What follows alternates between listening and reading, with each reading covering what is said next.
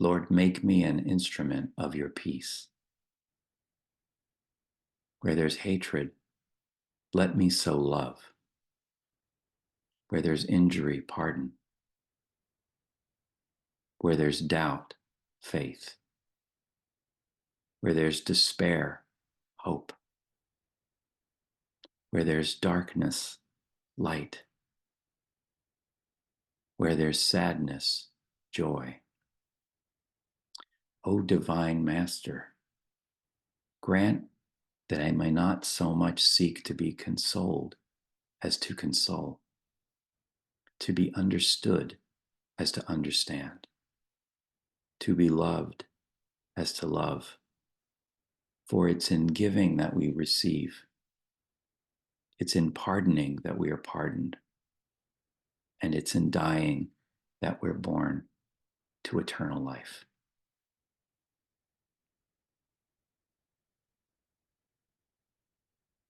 So taking a comfortable seat here,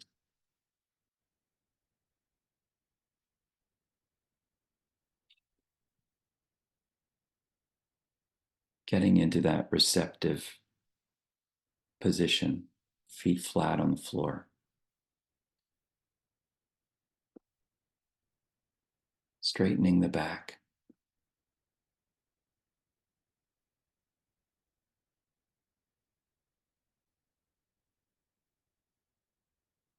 Lengthening the neck a little bit, just a millimeter.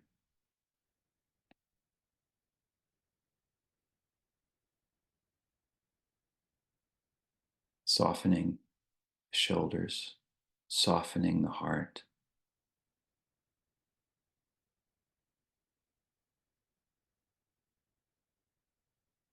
Softening the belly.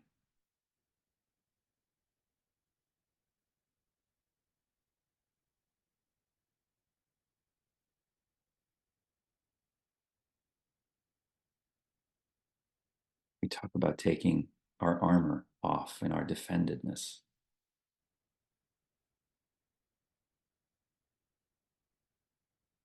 Softening the muscles of the face and the jaw, around the eyes.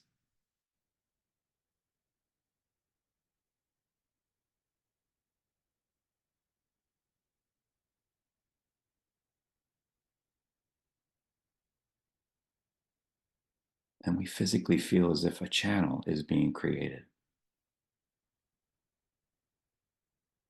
Something tense or inflamed has opened up.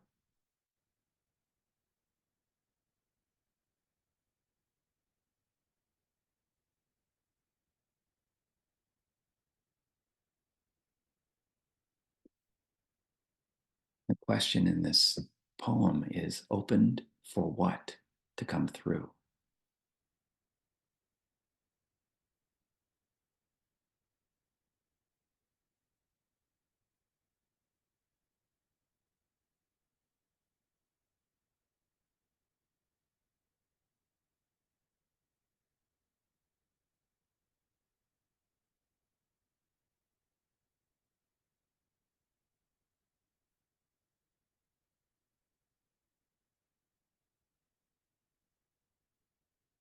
Just feel the walls of your inner world widening.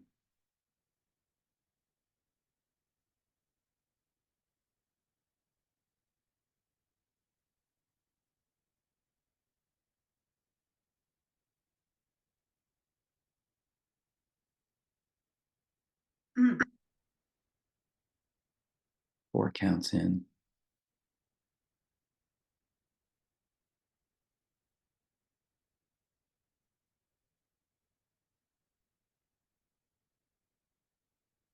5 counts.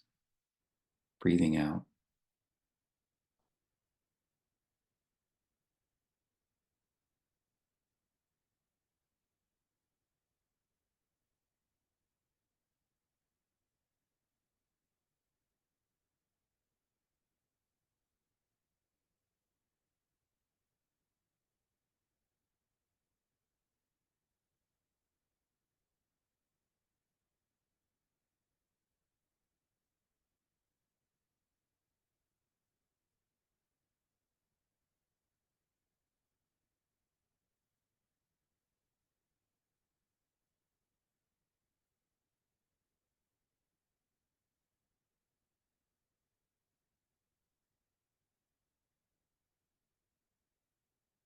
And just noticing if your mind is wandering or if feelings and emotions pass through your mental sky, to just watch them go.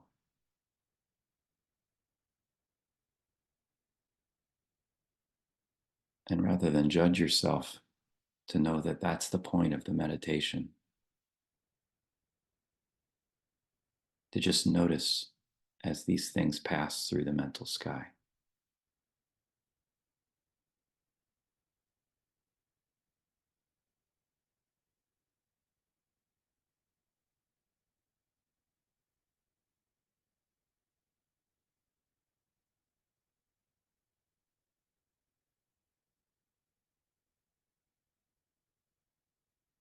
You might even get caught up in thoughts and emotions, but we don't need to identify with them. There's a watcher that's in it, but not of it.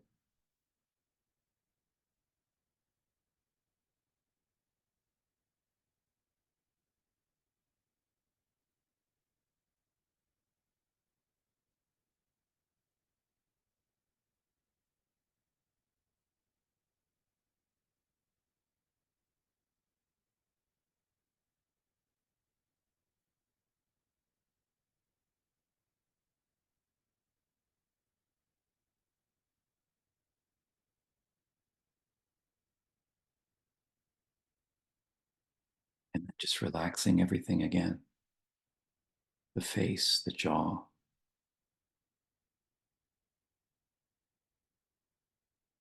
the belly,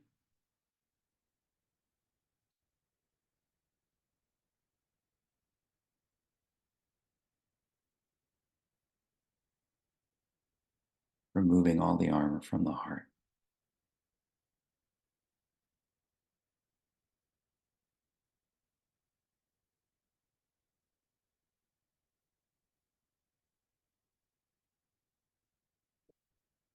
Lord, make me an instrument of your peace. Where there is hatred, let me sow love. Where there's injury, pardon. Where there's doubt, faith. Where there's despair, hope. Where there's darkness, light. Where there's sadness, joy. O divine Master, grant that I may not so much seek to be consoled as to console, to be understood as to understand, to be loved as to love. For it's in giving that we receive, it's in pardoning that we're pardoned, and it's in dying that we're born to eternal life. This is, of course, a Catholic prayer that is attributed to Francis of Assisi, a Catholic saint of the 12th century.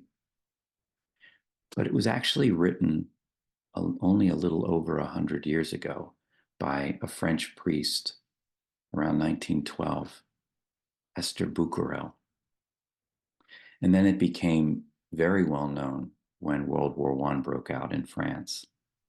But it uses parts of St. Francis's philosophy and also the philosophy of Giles of Assisi, who was one of his disciples. I guess the question is, what is the dying part and what is the eternal part in a poem like this, especially if you're not coming from a Catholic orientation? But there is a reading of this poem that applies to all we've been talking about, and it relates to a story of Francis that I learned when I went to Assisi about 15 years ago on a pilgrimage to just live there for the summer and to learn about his life and to be in that place where his presence is still so powerful, with that huge basilica and all the stories of his life drawn up by Giotto inside. And the main story is that at one point or another, St. Francis, before a saint, really just a young guy who aspired to be a knight, goes down to San Damiano Church and he hears a voice coming out of a crucifix that's hanging there. And the voice says, "Repair my church." And Francis gets it all wrong. He thinks that the voice is asking him to repair San Damiano Church. And so he steals these textiles from his father and tries to dress up the church a little bit. And his father, wanting to teach him a lesson, has him arrested. But while he's sitting in prison, supposedly learning his lesson, he becomes radicalized and oriented toward this attitude of love. And he realizes that repair my church doesn't mean some physical building. It can mean the organization of the Catholic Church, which had fallen into corruption, but it could also mean the church inside us, that is the walls and the cathedral through which the light of presence shines. And if the church falls into disrepair and all of the windows collapse and the ceiling collapses, then none of that light and none of that presence can shine through. So the attitude of this poem really is to repair the church. We've been doing good things because we want rewards, but let's do the radical thing the poem is asking us, which is to do the good things anyway. And I'm sitting here in the Berkshires at the home of my friends Jim and Jane. Jim is an artist. You can see one of his art pieces in the background of this photograph that I'm showing you here. And there's Jim at the table. But what I wanted to share with you was this window that Jim built. You see in the window that there's a tree perfectly framed. The tree was there first, and then the window was built to accommodate the tree. Where we might plant a tree to fill up a beautiful window, Jim saw the tree and built the window to accommodate it, to see it. And I think this poem is sort of asking us to do the same thing. Rather than going out there and trying to change the world to fit our view, to change our mind or to change our view to fit what's already there in the world. So today's meditation really is about building a window to see what's already there. Let's read it again and spend a little more time with this beautiful sentiment, the prayer of St. Francis of Assisi.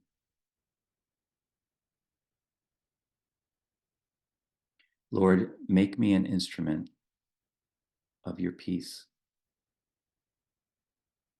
Where there's hatred, let me sow love. Where there's injury, pardon. Where there's doubt, faith. Where there's despair, hope. Where there's darkness, light. Where there's sadness, joy. O divine Master, grant that I may not so much seek to be consoled as to console, to be understood as to understand, to be loved as to love. For it's in giving that we receive. It's in pardoning that we're pardoned. It's in dying that we're born to eternal life.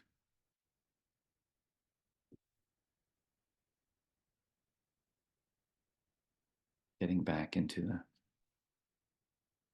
attentive space, straightening the back again.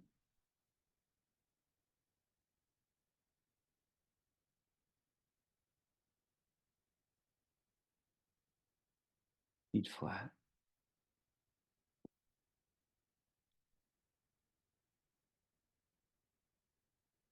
Turning the hands upward on your lap in that pose of receiving.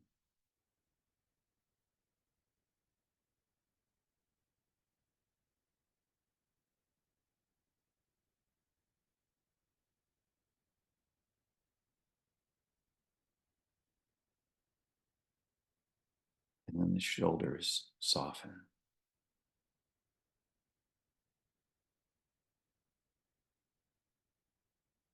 And all of this here in the heart, just as an experiment, just for now, just for today, to open up,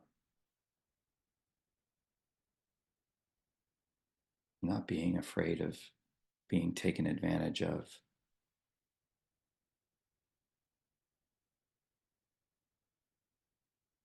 or misinterpreted, but just for a trial run.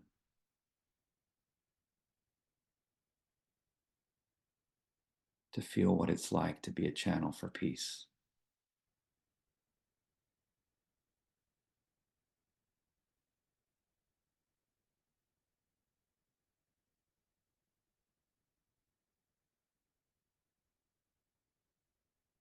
Lengthening the neck a little bit.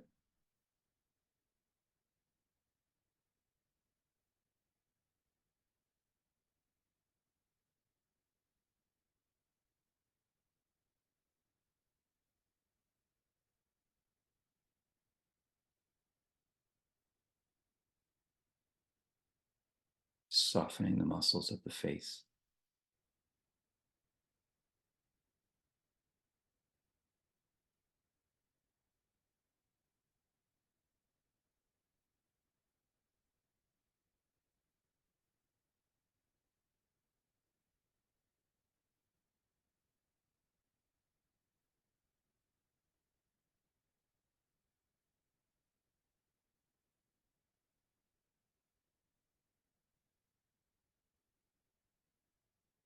And then just feeling that awareness shining through, preparing your church.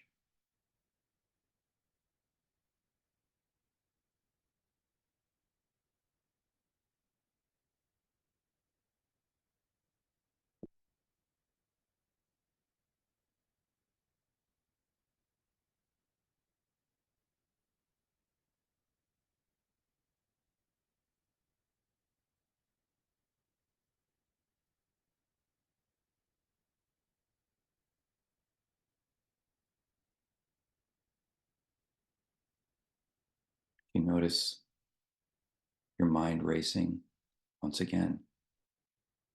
Congratulations, that's the point of the meditation.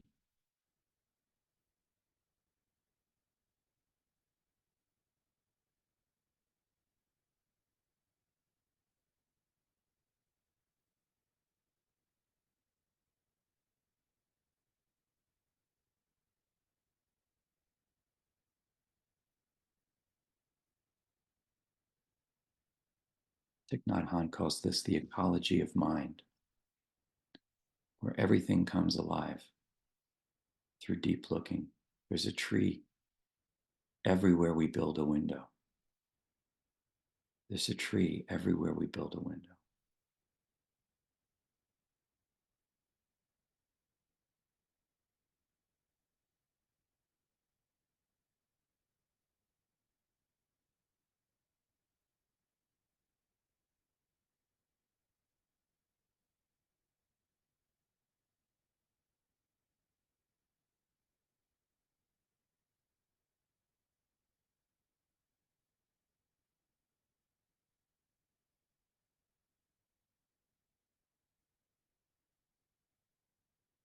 Four counts in.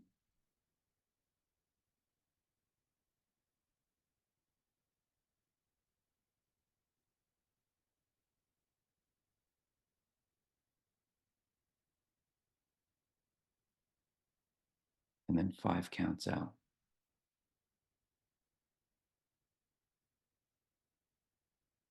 Releasing all that doubt.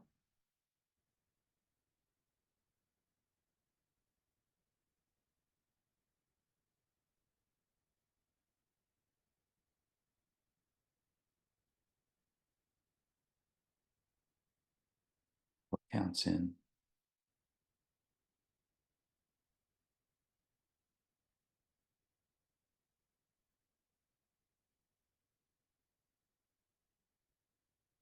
Five counts out.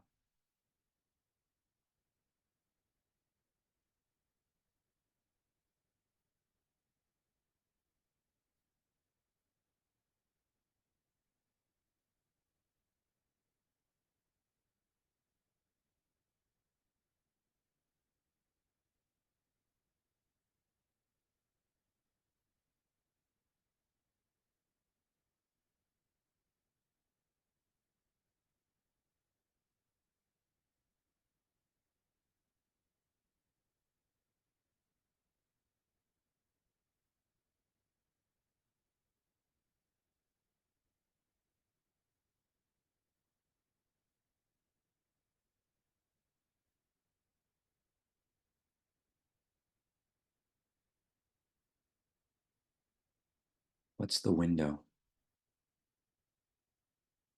you're building behind your eyes? Is the question.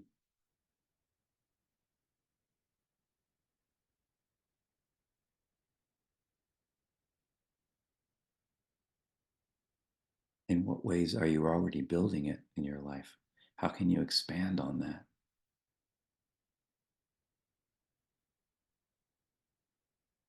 Not trying to change the world necessarily, but changing your mind.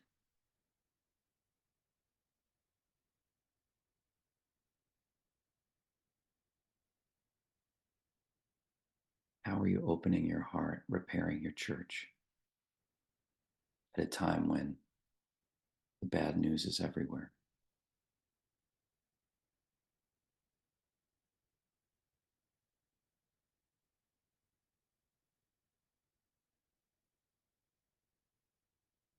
Where there's darkness, how are you becoming light?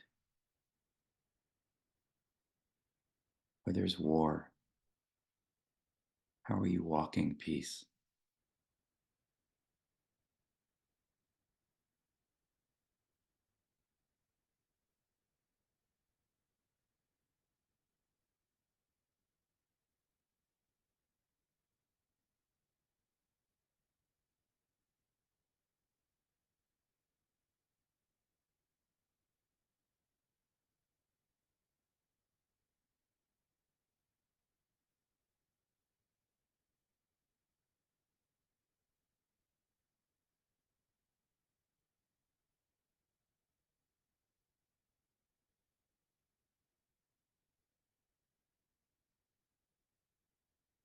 Francis is said to have said, I'm looking for who is looking.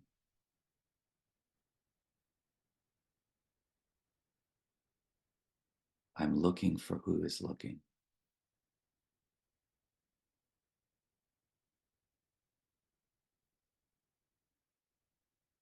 So are we.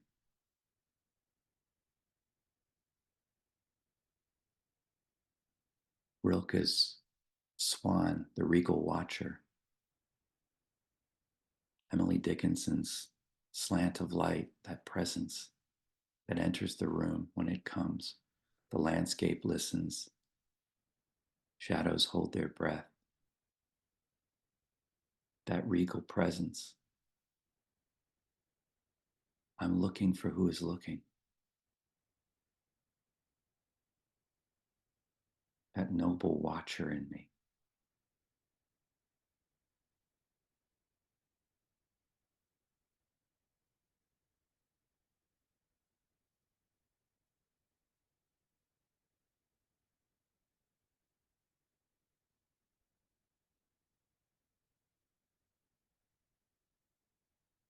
I want to repair the church so I can see through all the windows, the trees out there.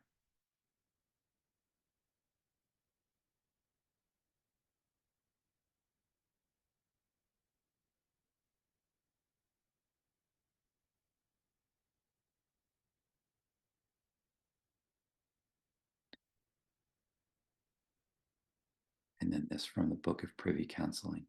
For there is no name, no experience, no insight so akin to the everlastingness of God as this word is. For there's no name, no experience, and no insight so akin to the everlastingness of God as this word is. It's from the 14th century. The prayer of St. Francis of Assisi. Lord, make me an instrument of your peace. Where there's hatred, let me sow love. Where there's injury, pardon. Where there's doubt, faith. Where there's despair, hope. Where there's darkness, light. Where there's sadness, joy.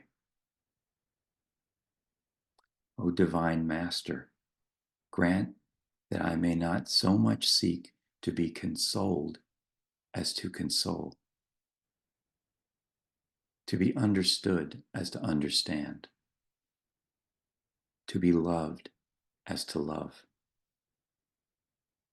For it's in giving that we receive, it's in pardoning that we're pardoned, and it's in dying that we're born to eternal life.